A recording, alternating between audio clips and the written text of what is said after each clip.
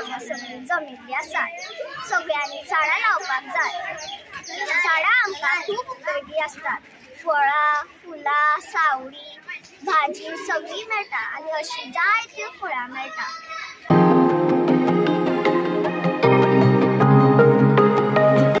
आमी आयज 5 जून पर्यावरण दीस म्हणून हांगसर मनयतात। झाडां आमकां खूब गरजेचीं आसात। झाडां आमकां भाजी दिता, फळां दिता, फुलां दिता आनी सावळी दिता। झाडां आमकां खूब गरजेचीं, पूण झाडांक मारूंक जायना। थँक्यू। म्हजें नांव तेजस्वी शैलेश नायक।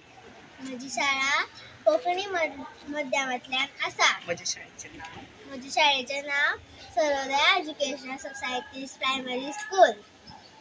आयज 5 जून पर्यावरण दीस। त्या निमतान आमी हांगा जमल्यात। दर वर्सा 5 जूना पर्यावरण दीस आसता। त्या दिसा आमी सगळ्यांनी खूब झाडां रोवची।